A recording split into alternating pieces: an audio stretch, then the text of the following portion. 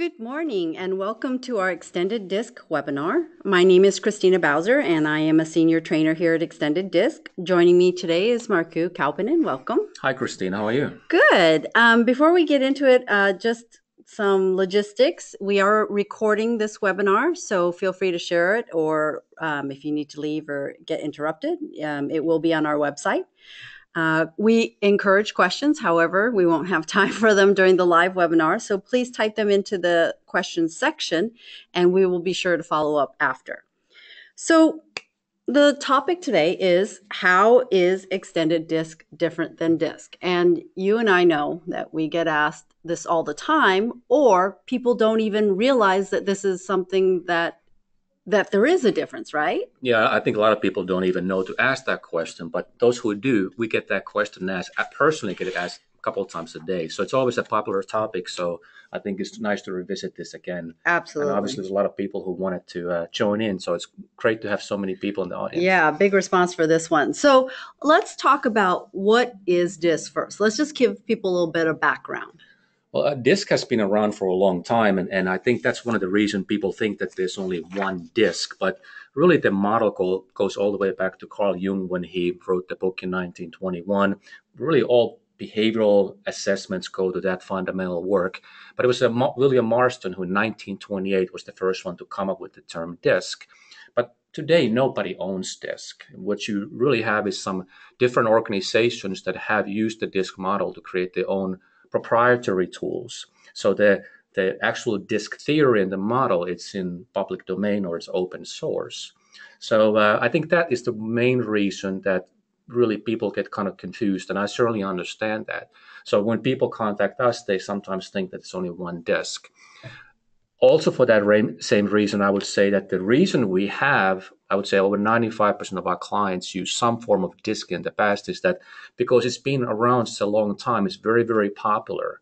And I think what our clients like who've upgraded to extended disc is that when they make that transition, it's actually very easy because they don't have to learn new concepts or models. When we're talking about D styles or I styles and S and Cs, all of those concepts are still the same. So it's a very easy transition that is able to do more and different things that they were not accustomed to in the past. Exactly. And for those of you, I'm going to give you a little tip.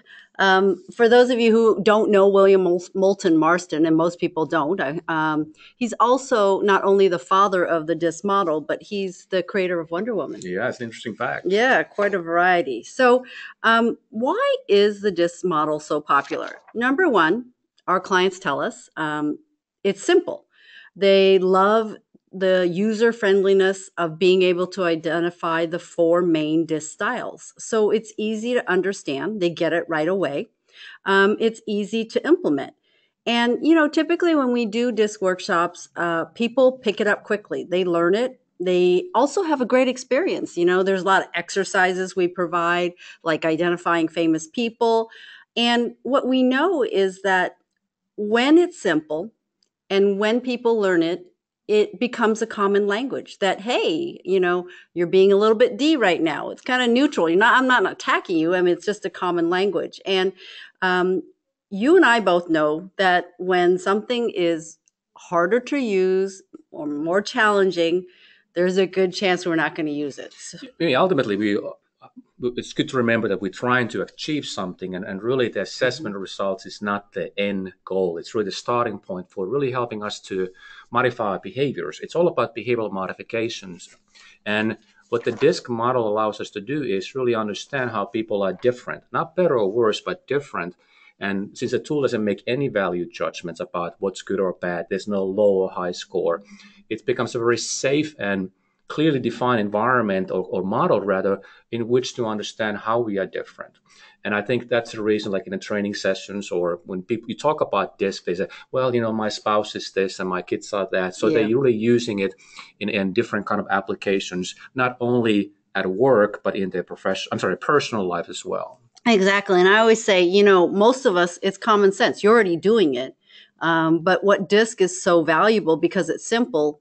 It just reminds you that what you do well, when you modify, you need to always do it and Yeah, you need to practice it it. really gives you a map of how do I modify my behavior. I know that I'm not as effective with this person. I sense it. They're really not understanding my message if you're in a communication setting, or maybe you're a manager and you're trying to coach one of your employees and you can just sense this is not going well. And Yeah. once you understand how you need to modify your behavior, that's what we're really trying to do is help with specific information, what kind of behaviors will work and what will not. But, we have heard criticism of DISC. So, Marku, what criticism would you identify? Well, I think the main thing that is sometimes people really think that it's too simple, and really that it doesn't really provide the kind of information that we need in order to identify a good starting point for development. And the reason is that when people have to use the sort of traditional DISC models, they have identified how do I think I need to be in this given environment. And as we know, our environment changes all the time. Maybe we get a new boss, maybe our role changes, our team changes, priorities change is constant. So when people would take these questionnaires over time, the results would change. You would hear people say, I used to be, let's say, an IS style and now I'm a DI style. And while it creates a good, what I call a face validity, because it gives me reinforcing information how I think I need to be right now, it feels kind of good and say, yeah, I believe these are the behaviors I need to practice and execute right now. But then if you think in terms of development process, I need to modify my behavior. If I know where I need to go, I really need to have a very good understanding where I'm starting. So there's not what we call a test, retest validity. And we hear this from our clients all the time. When people used to use DISC, the results would change. And they almost assume that that's how it's supposed to be. We have, as you know, Christine, a little bit different belief. I think we need to measure who the person actually is. Yeah. So I think those are pretty valid criticisms of DISC. So how would you respond to those criticisms? Well, again, the main challenge is that if I don't have a good starting point for development, I don't know how I need to modify my behavior. Let's say, for example, if somebody's really a S style, but they get some information that hey, you are a D style. Mm-hmm. Well, I may feel good because my environment right now really requires the behaviors. But if I try to coach you and say, hey, this is what you need to do in order to become even more successful. Christina, you need to slow down. You need to be more patient and so on. But if you're truly an S, I'm actually giving you the very opposite advice of what you actually should be doing. So in those kind of situations, people started using that. What do we need to identify who the person is and how can we do it? So often they turn to a tool like Myers-Briggs Type Indicator or MBTI.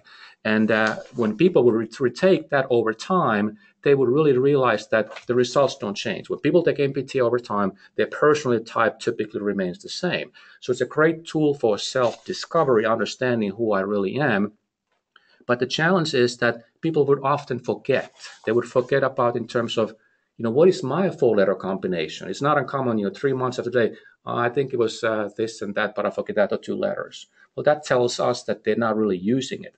But more importantly, it becomes really, really difficult to identify the four-letter combination of your colleagues, your prospects, your clients, your family members.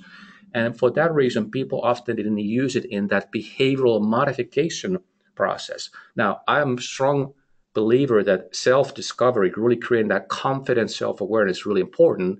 But in terms of the behavioral modification, MBTI, our clients tell us all the time, is a little bit challenging to implement. Yeah, and as we said earlier, when something's complicated, we tend not to use it. And even though MBTI is a very powerful tool, extended DISC brings something different. Well, what we try to do is that we really wanted to bring the best of both worlds, in a sense that we wanted to maintain the user friendliness of the DISC model, because we know people understand it and they use it.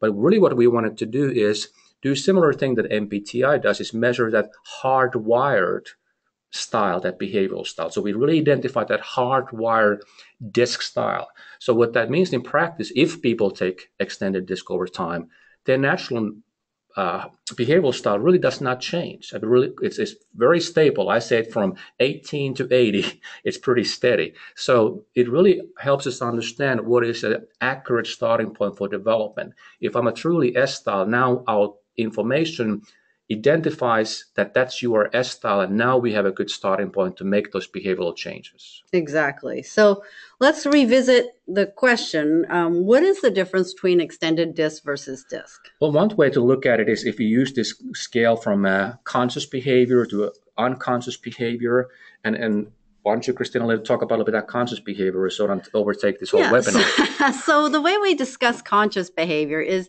it's basically who I feel I need to be. Who do I need to bring to work in order to be the most successful? So you can think of it really as your role behavior or your work behavior.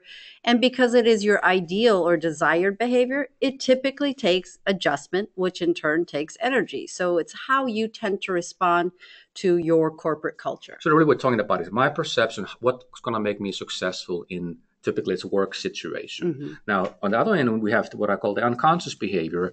This is who we really are. Mm-hmm. If we can be at calm and at peace and in a situation where I really believe I can be myself, this is what we are talking about. This is the person who really is we're going to be our adult lifetimes. And that kind of behavior really doesn't take energy because we don't have to modify. And this is what we really want to identify in terms of the starting point for development, because DISC typically has identified, like I mentioned, who the person really is. And it's really based on that environment. And of course, when the environment changes, the results will change. Our focus at Extended DISC is really on two things: unconscious behavior, that hardwired behavioral style. I say our focus is 99% there. We do want to provide information about the adjusted behavior, how the person perceives they need to be right now, or how they modify their behavior right now in order to succeed in the present environment. Yeah, and I always say, your unconscious or natural behavior is just how do you prefer to go about the day? And when we're under pressure, we just, as Markku has always said, those strong emotions that we feel when we're, angry or fatigued or stressed, we don't have that ability to modify our style. So we tend to become more of who we are. Yeah, we revert to that unconscious behavior because it doesn't take as much energy. Mm-hmm. And in fact, sometimes we're like, I'm not going to change. Yeah. And as the pressure becomes more and more, and we talk about those strong emotions, like when we're in a fight with somebody, mm-hmm. we're not going to modify behavior. Mm-hmm. In fact, we begin to really show the negative traits or the development areas of our hardwired behavioral style. And that's why it's so important to understand what those really are, because those are the kind of things that will show, for example, how we react to pressure. Mm-hmm. Exactly. So let's talk about the assessments themselves. Well, one of the things that since most of our clients use DISC in the past is that really in the DISC, what they were accustomed to is to basically be forced to choose from a couple of maybe 5-6 different kind of reports. Mm-hmm. And while it may work in many situations, sometimes it just simply does not. And when we talk with our clients who use other DISC assessments in the past, and really other assessments as well, the tailored assessment thing comes up so often because that way they're able to provide their training participants, or however they use their assessments, information that is relevant for them. Because what works for organization A, while it might work great there, it could be something that doesn't work at all at organization B.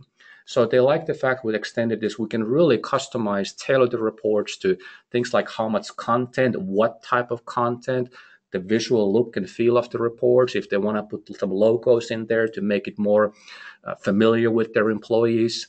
We can make them specific to different kind of job roles, even industries. I was just talking to one client very recently. They used DISC it's not being in Houston. We'll have a lot of energy clients here, and just by putting different kind of pictures for the engineers, rather than wearing suits and ties, they had hard hats on, and they were holding laptops in the field. It made a very different perception for the terms of how accessible the information is, and it takes away that excuse factor that people sometimes have. I'm in this role, but it's a little bit different in our industry, and that way we can remove that completely. Yeah, I think it's much more impactful. So, when we talk about tailored assessments, we don't mean we just necessarily need to tailor it to every client or every one of your clients. But when we talk about tailored assessments, we have a lot of different assessments that may match up to your needs and your client's needs. So we always like to start off with the individual assessment. That's our standard template. If you don't know which assessment to use, it will not you won't go wrong with this one, right? That's true. So it's also the template for how we build our other assessments. So it will look familiar to you. Once you understand the individual, you are able to use the leadership report. We also have a manager's assessment, more for those who work with the day-to-day type leadership. If you're a student, we have that. If you are interested in something beyond the initial self-discovery, we have what we call reinforcement reports, like stress and time management. Or as Markku had said earlier, you can specifically simply just change an image or a title, and it's that much more impactful and relatable for your client to use this information. Yeah, as you know, Christina, I think you know that I used to be in banking industry 25 years ago before I got into this business, but I was in early in my career as a branch manager. And one of the things back then, and I know it's still the case, that banks are really trying to become more sales oriented, and they've always been very customer service oriented.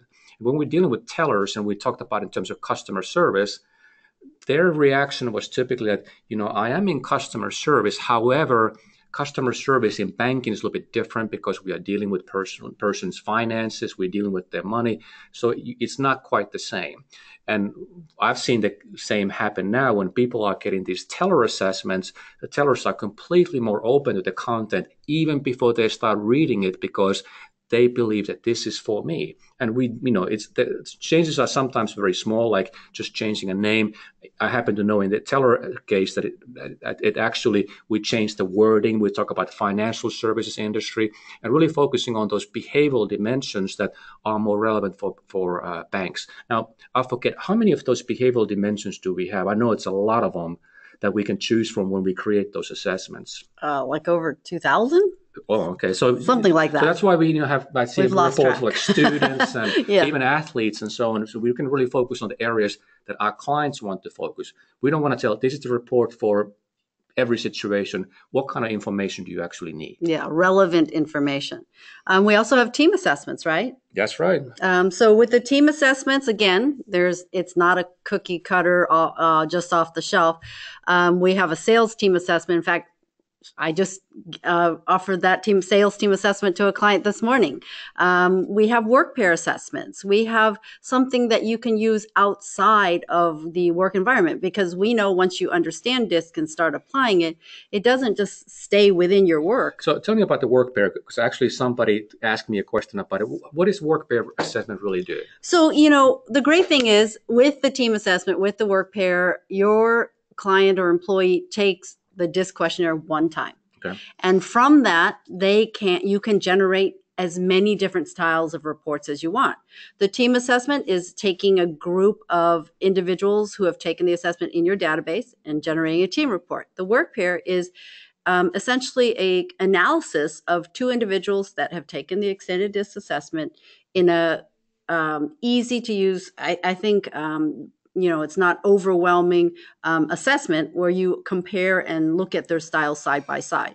So then the two individuals, if they want to work more effectively together, they can do that. But, sometimes there's friction or even conflict. Mm-hmm. I've assumed that we can provide information that we can then begin to help them understand how they are different, not better or worse, with that well-defined DISC model. Exactly. Very and you good. Can use it proactively. We even have, as Markku just mentioned, a work pair assessment that focuses on conflict resolution. We have more assessments than you see here. So it would take us all day to show it all. So and if I understood, clients only pay one time. So they get the individual complete that questionnaire just once, and you can reorder the results in unlimited different ways, do the team reports and the pair reports. The reinforcement reports. No additional cost. No additional cost. So, the assessments are, we don't have a fixed list because they constantly change. So ask us. If you think of a client or needing a specific report, we say reach out to us. By the way, I actually had a client yesterday. They want a report for law enforcement. So you and I need to talk about that. Because He's always telling me to make new ones. So let's talk about the validation. Okay. Really, when we talk about validation, is that the key question is, hey, I'm going to make some decisions based on this information, whether it's for myself, how to modify my behavior, be more effective leader, salesperson, whatever the context may be. But also the organization makes decisions sometimes about how to develop teams and those kind of things. So the validation is really critical. And if you think of some assessments tool out there, some people can just randomly select responses on the questionnaires and you can still get an assessment result. Now, if you pause for a moment and think about that, what just happened, then you begin to realize that the validity might not be there. If a person just doesn't even read the questions and they still get a result, then we know that, hey, it's questionable. Yeah, not only that, I mean, it's misleading because people may use these results to make decisions, important decisions, right? Yeah, like when I go to a doctor, I want to make sure that the MRI image is clean and crisp if they're going to make a diagnosis on it. The doctor must trust the results in order to create or decide what the treatment is. And same thing is here. We at Extended Disc that think it's critical that the validity is there. And that's why we have these internal validity checks. So sometimes people get these, what we call invalid results. We actually don't provide information to the client because we know that the validity is not there, but we let the client know that we need to ask the respondent to complete the questionnaire again. Now, one thing I do want to mention is that it's important that assessments are internationally validated because you cannot. A couple of things. One is when people complete the questionnaire, it's important they get to complete it in their native language. It's critical because you cannot do word-to-word translations. They need to be validated for different languages, and I think we have about 70 languages right now. So it's something to think about when you think about the assessment tools. Are they internationally validated, and can we provide our respondents their native language in which to complete it? Yeah, and to me, when I do a training, I think that's also important point about what's the difference between extended disc and disc. The fact that extended disc is not only validated, it's internationally validated. Now let's talk a little bit about the administration because obviously our clients want to be able to control how, to reorder the results and so on. They want to sometimes translate the reports. They want to create the reports. Can you share a little bit about how we do that at Extended Disc? Yeah, I think with our new Finks platform, it has made it so much more accessible to our clients, meaning that they can easily not just access their assessments or reorder reports. I mean, you can order individual, pair, or teams, but I always try to teach or tell people you can actually use DISC profile results beyond reports. So, if you think about some examples at an organizational level, maybe you have regions that are performing or other regions that are underperforming, or you're having a lot of turnover, maybe understanding the DISC profiles of those groups can give you more information. Yeah, once you understand what the organization looks like you mentioned, maybe department, division, then you begin to understand some of the challenges they are facing, and more importantly, what are we going to do about those?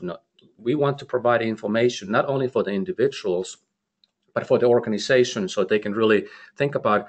If we look at our, let's say, we have lots of I styles or lots of D styles, whatever that situation may be, then I know how to communicate with the organization, how to implement new initiatives, what kind of resistance to change I may expect.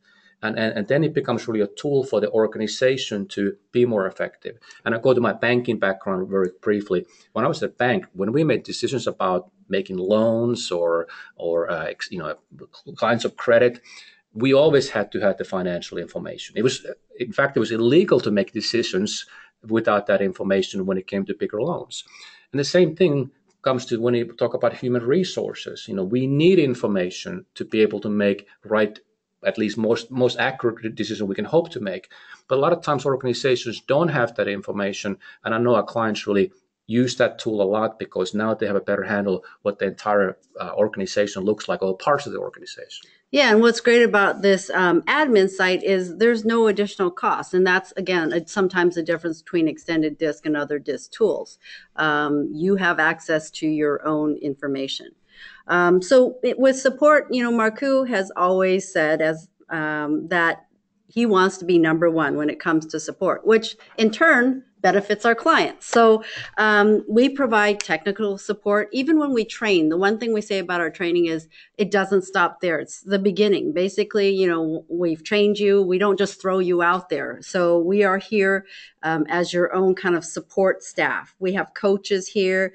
We have great customer support people. We have a 24-hour online resource center. We call it our VIP resource site. We've just updated it. If for active users of Extended Disc, you can learn how to deliver a disc session. You can know how to debrief an assessment one-on-one. We have PowerPoints. We have instructions on the admin side. We have everything. So if we don't have it, we'll find it. How much does that cost? It's free. Oh, It's part of active users. But Chris, support is, to me, it's always been a critical kind of a foundation how we build this organization, because we talk about the topic today. How is Extended Disc different from Disc? And I've realized that for some clients, disc may be a disc, but this is something that I really strongly believe that no matter what tool you use, you probably need support. And that's why we have coaches like you on the staff, and your role is to support the facilitators, our clients. So maybe they want to bounce off some ideas for a training session or have specific questions about interpretations, so they can contact you and your colleagues. If they have more technical issues, we have people who help with that. Or if just kind of a general customer service issues, we have a group that handles that.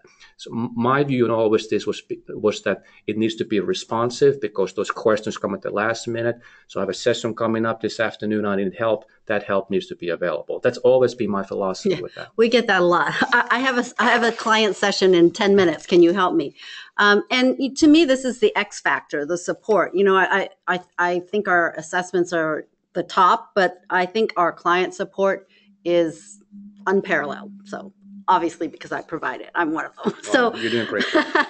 Unlimited use licenses. What also sets us apart from other DISC tools? Yeah, typically people are accustomed to buying assessments in a way that they pay for every assessment.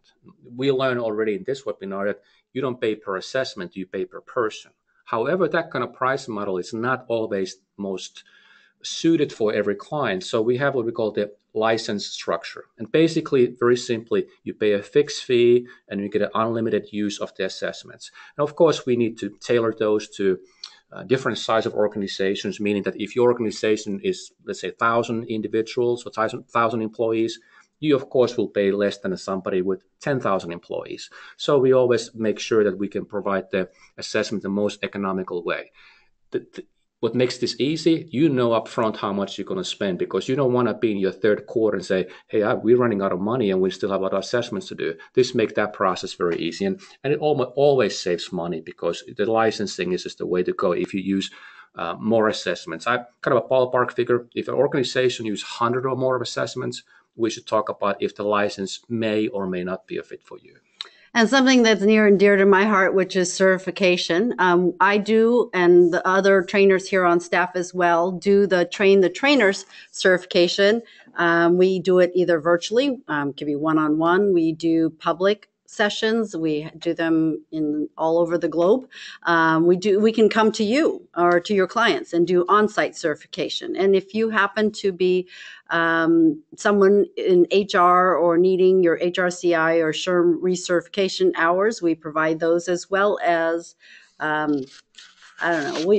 we will do anything to get you guys trained and knowledgeable about Extended Disc. Yeah, somebody asked me recently that how is that different from other disc providers? Where I think the difference here is that you are getting the certification from the headquarters. You're not getting from a reseller. You're actually getting from us, and that's one of the reasons we are able to keep these kind of recertification credits. And of course, we have a staff of people like coaches like you and your colleagues. That's really your main role. You support your facilitators and provide the certification training, and provide in a way that is most convenient for you. Some people don't want to travel somewhere. I think that's why the virtual is so popular. Some people say, hey, we need several people certified. Well, we come to you, so not whole crew have to get in the plane and come to see us. And not only that, we have our end goals as trainers. We know what you guys need to know, but we are also very flexible, and we train the way you need to use DISC. And I think that's also separating us from some other DISC tools out there. Yeah, you tailor to their needs and their application. Exactly. So we do manage to get to the end of the webinar. We do have another webinar coming up next Wednesday, May 2nd. And to kind of expand on what we touched upon today, which is how to make extended DISC part of your organization's culture. Yeah, we want to make sure that the assessment results does not come something that is kind of a thing that fades away. You really wanted to make sure that you ingrain it in the organization. It becomes something that everybody really uses and really use in a way that they're making those really effective and productive modifications in their behavioral style. And you can find out not just about this webinar, but other webinars in our blogs on our public website. And we have a calendar under the events section. So have a great day. Thanks, Markku. Thanks, Christina. And you can, I think, also listen to the previous ones there, don't you? Yes, we also record our webinars there as well. Thank you, everyone.